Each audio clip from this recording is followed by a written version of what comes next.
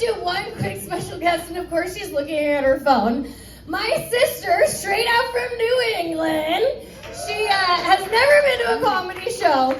She told me yesterday, she's like, "You're not allowed to put me in any of your jokes." And I was like, too late. But she did get revenge on me. We had dinner last night with this guy that I'm dating, and she made the statement that Scorpios and Geminis and Tauruses famously can't commit. I'm a Taurus. She's not wrong though. Here's the thing.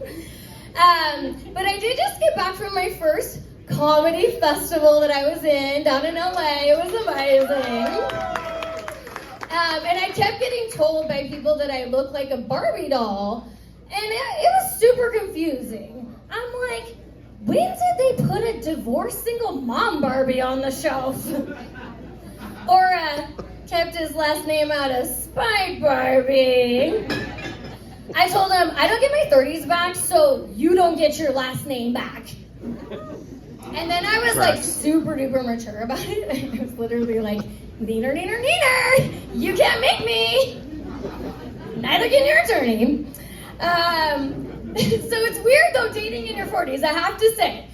These guys, I find they all ask me the same couple questions. First, they're like, how are you single? And then I just open my mouth. And if they still don't get it, I grab them by the collar and I say, oh, because I'm fucking crazy. And then they ask me what qualities that I'm looking for in a man, and I tell them, I'm easy. Make my ex jealous. And I don't mean easy, but I am a sure thing. Get enough drinks in this Barbie. Turns into a sure thing in Barbie. It was actually the one quality that my ex-husband liked about me the most. What can I say? I have to say, I don't really understand though why being single gets such a bad rap. I literally ate a cheeseburger in my bathtub last week. Yeah. I'm like licking the ketchup off my own body, thank you very much. Also, that's what bathtubs for adult women are for. She feels her like, can I get an amen? And the other interesting thing about dating in your 40s is that the double standard is alive and well. Let me tell you. Like women, we're not allowed to let ourselves go. We've all heard it. Oh, so-and-so, she really let herself go. But can we just talk about when men let themselves go?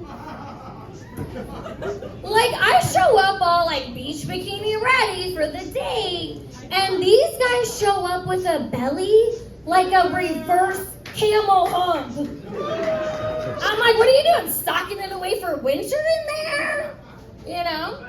And then I show up like cute outfit, cute shoes, and these guys show up in slip-on tennis shoes.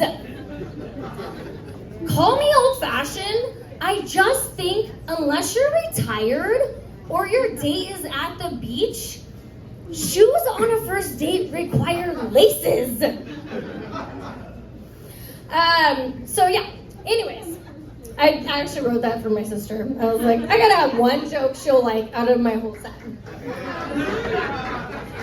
But I am a single mom, and I have to say, like, one thing they don't tell you when you're gonna have kids is that you will give birth to a barnacle that is attached to you for 3 to 5, and if you don't do it right, potentially a lifetime sentence. I told my daughter the other day, I'm like, Mommy needs to go to the bathroom, I need privacy. She came inside the bathroom and shut the door. And then I was like, sweetie, remember we talked about privacy? So she starts like looking around as if there's someone else in the bathroom. And then she's whispering to me, Mom, I need to get ready for softball. Really? As I'm pushing out a softball? So I just pushed her out for the second time. Don't feel bad for her though. She turned 8 like 2 weeks ago. And I was like telling her, I was like, I love you so much. I'm so glad you're my daughter. And she looked at me straight faced and said, you're welcome. Inner monologue. 9 years and 364 days to go. That happens. Okay, don't judge me.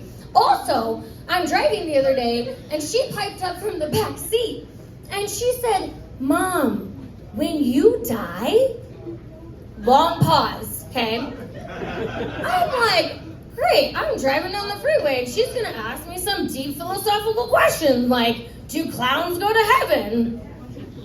Mom, when you die,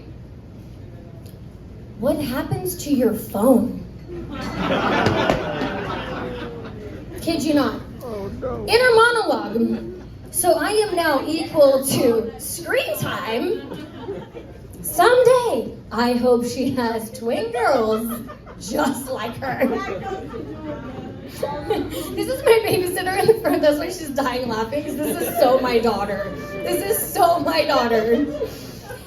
I want to sidebar really quickly, though, on those annoying people that don't have kids that want to give you parenting advice. I just feel like until you've been abruptly woken up in the middle of the night by a swift kick in your head, and your kid lives to tell the story, then you can give me parenting advice. Or you have uttered the scariest words in the entire English language. Why is my kid so quiet right now? Only to find them washing their hair in the bathroom with hand soap, or putting lotion on cotton rounds and then sticking it on the walls. That has happened. So my older daughter comes home the other day and says, Mom, this girl from my school got forbade from coming to the house. And I was like, okay, listen, if these girls start to give you a hard time about me being your mom and doing stand-up comedy, just tell them, if there's one thing my mom taught me, it's that little bitches get stitches. In her defense, I did finally figure out what happened. I had taken my daughter to Seattle with her friends, and I started pointing at all the people living outside, and I said, girls, listen, this is why you have to get a college education. Then I parked in the Showgirls parking lot, and I said, girls, listen, this is how you pay for your college education. Big guys for mine. These are real. I'm kidding, I wasn't a dancer, but I don't want my kids to know that because I don't want to pay for their college. So I'll leave you with this. I was watching the news the other day and I was thinking about how guys and girls get ready for dates completely different from each other. Like guys, they get all cleaned up, smelling good, hoping to get laid. Girls, we get all dolled up and smelling good in case the guy's a psychopath and we're gonna get laid to rest. Like if I'm still on the evening news, I'm still trying to look like Barbie. And if it's an open casket, I'm not trying to look like a dapper Barbie. Alright. So, I did. I'm really excited because we have